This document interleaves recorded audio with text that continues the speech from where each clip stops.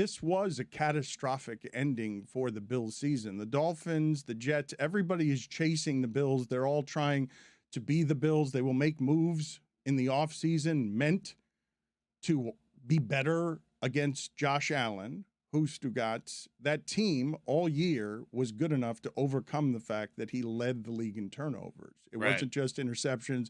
It was fumbles. They were good enough to overcome it. They weren't good enough to overcome it yesterday. And the Dolphins are already built to stop that team. And I can't believe that their season ended yesterday in that fashion. To lose is one thing, but in that sport, I expect if they're going to lose the way Dallas did. That I feel like we all think the Bills are a legitimately good football team. To lose that way at home in a playoff game where you put up your most impotent offensive showing, I'm just floored that that's the way that one went. You're not shocked that they lost. You're shocked at the way they lost. It was domination start to finish by Cincinnati. No back-to-back scores. Yeah. It was just a boat race. Right. And you talked about the turnovers, and there was an interception late, but that game was not decided on the basis of turnovers. It was decided on the basis of they got their asses kicked, particularly up front from a Bengals offensive standpoint. The way that Joe Mixon ran and the way Samaje Perine ran, they were incredible on the ground. And Buffalo just didn't have their usual flow on offense. And I wonder if perhaps the conditions played a role in that. Bengals did just fine. You know, maybe. The Bengals were down 3 offensive linemen. They did just fine. They did overturn a touchdown, which, by the way, what are we doing overturning that? And that call was favorable to the Bills, and it still didn't even make a difference. Why are we making this so complicated? I've watched football my entire life. Jamar Chase made a touchdown catch during a football game.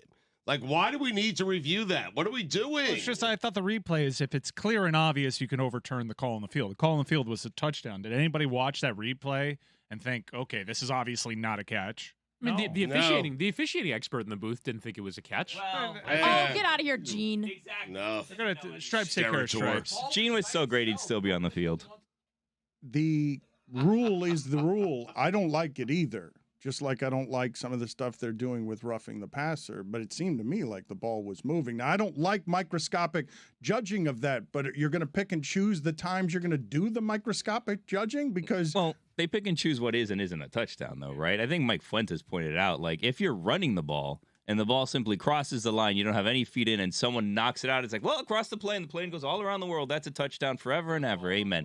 But if you're trying to catch the ball, you have to have a foot down and another foot down and a move, and then you have to hold the ball after it hits the ground, and then if someone's drinking a soda and they spill the soda, then it's still not a catch. Like, it's a whole thing. Yeah. Misnomer. Plane doesn't go around the world anymore. But I think really, where does it stop? No, you have that. People are stretching for pylons now. You gotta get it. They do that, yeah. Gotta touch a pylon. Wow. But Mike's point is correct. I mean, Dan, they called it a touchdown on the field. And in the spirit of the rule, you go to the replay booth, and it's got to be conclusive evidence. Like, you have to know that he didn't catch that ball. There's no way, looking at the replay, you can make any sort of determination that would allow you to overturn that call. I think there's a way. It's just that's not the spirit of the rule, I thought. I am not arguing on behalf of the other side of this. I'm not. I'm just telling you that you can't say that the officials called the rule wrong when they're just applying whatever the rules are with more expertise than we have. I agree with you. My entire life, that's been a catch. That was a catch. I would have kept it a catch. And not because it was ruled a touchdown on the field, because it was a catch. Yeah, it was a catch. It was a great catch. It was a great play. It didn't end up mattering. Total ass kicking. And they overturned a fumble, and that was a thing. Yeah. I had Bills' money line. I'm like, whoo, got a lucky one there, and it didn't matter. It's just an ass kicking. They were so much better than the Buffalo Bills. And you can't really be that surprised when you realize the trajectory of each of those teams' season. Oh, no, wait a minute. The place that I can be surprised, yes, you're right. The Bills are banged up, and they didn't look the same in the second half of the season the way the Bengals and the 49ers have looked in the second half of the season. But I can be surprised that Burrow was sacked one time for 2 yards. Even though he gets rid of the ball faster than anybody in the league, that offensive line is hurt. And that defensive line, the Bills spent a lot of money on that defensive line. If the Ravens could have bothered the Bengals, I thought that the Bills were going to be able to bother the Bengals. And I am surprised by them getting dragged on their home field by 17 points in a game that was never in doubt. The weather, though, I mean, may have been the advantage for the Bengals' offensive line, because if your defensive linemen are coming around like the edges and they're slipping and falling and they can't get to Burrow, like I saw that happen a few times, and it might have worked out for them better than we expected, having the 3 backups there. Another point for Witty's dome observation. No, that was not a point. That was not a pro Witty comment, by the way. In a vacuum, we're talking about. But you did say the same thing that he had said about that. No, but they shouldn't get a dome because it works both ways.